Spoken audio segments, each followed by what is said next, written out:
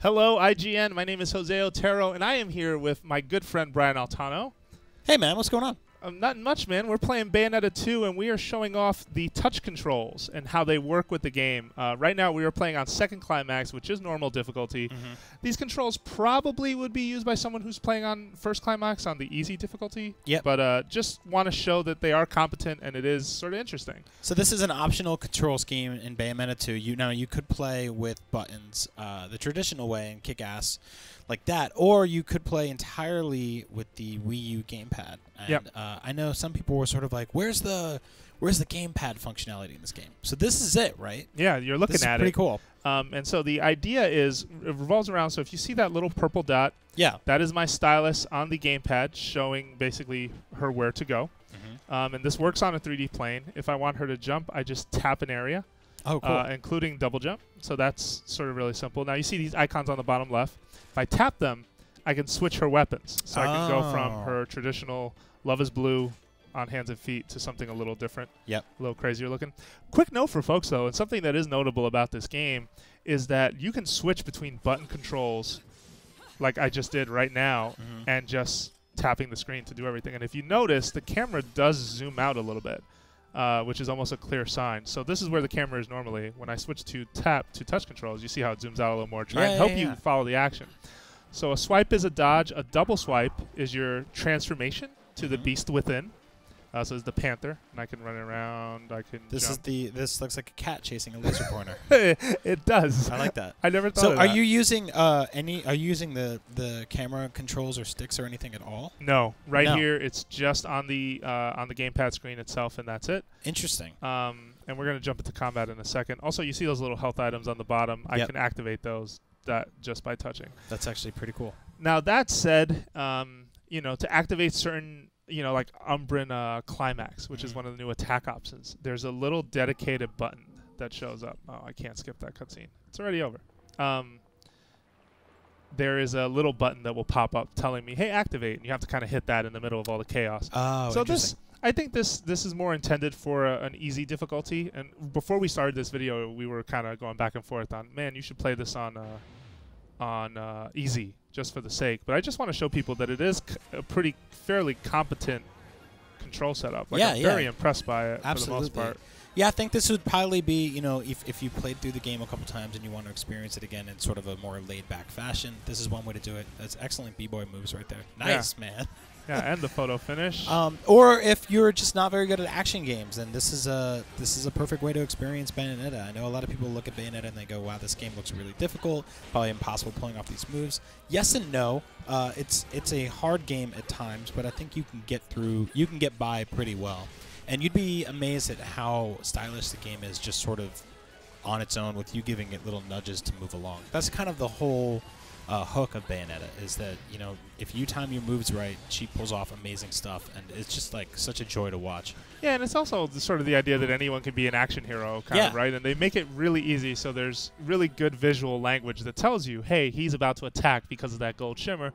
It's time to dodge. Yep. And so it really builds on a lot of those strengths, and it's kind of a surprise that it works as well as it does. That said, it can get a little chaotic because you're tapping on the enemy you want to attack, and basically Bayonetta goes into aggro mode. She's AI-driven at that point, and she jumps in to kind of handle business. Sure. The director on the game, Yosuke Hashimoto, describes this mode to one of our producers, Caleb Lawson. He just says it's kind of like a casual way, right? Like, hey, you want to play Bayonetta in bed? This can be a fun way for you to just recline and sit back. And Platinum's known for doing that in a lot of their games. They did it in the Wonderful 101. They did it here. It's probably going to also be the case with the new Korra game that they just did. And I think it's smart, for the most part, just because it does lower the barrier to entry for some folks who maybe want to try an action game but are really intimidated by the level of skill that some action games take. I mean, remember Ninja Gaiden on the Xbox? Oh, Jesus. man, yeah, of course I do. How many blisters did that game give people? How many times did I die? Thousands.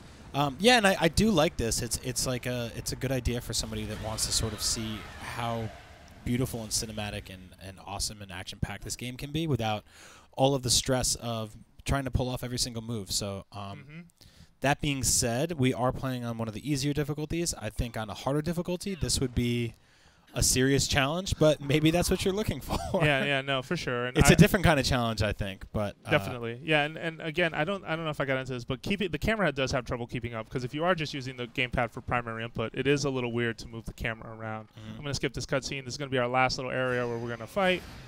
And, Jose, this is such a good looking game. It is, yeah. No, I agree. And it's not just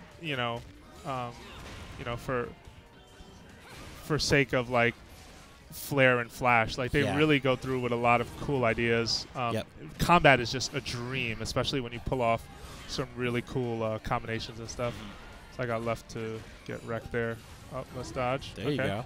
There we go. So as you can see, Witch Time, which is sort of this game's bullet time, it's probably a little tougher to pull off with the touchscreen stuff, but it seems like you're nailing it here and there.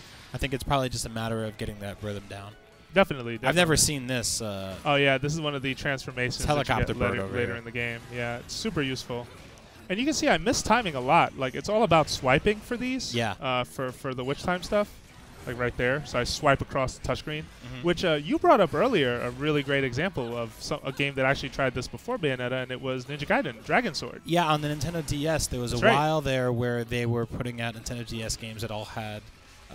The D and the S stood for something as the game's subname, like that's right. Dawn of Sorrow or Dual Strike or something like that. And Ninja Gaiden Dragon Sword actually came out for the Nintendo DS, and it was a game you played book style, where you actually had to hold the system sideways like a book, and it was all touchscreen controlled. And I remember saying, "There's no way that will work," and then getting the game the day it came out and being like, "Man, they pulled this off." It was actually really cool to sort of play a 3D action game. With just a stylus. It was really cool. Yeah. So here I activate Unreal Climax. If you didn't notice, there was a button on screen that basically showed me when to do that. Got it. So I think that's really cool. You have a specific button prompt for that move. Yeah.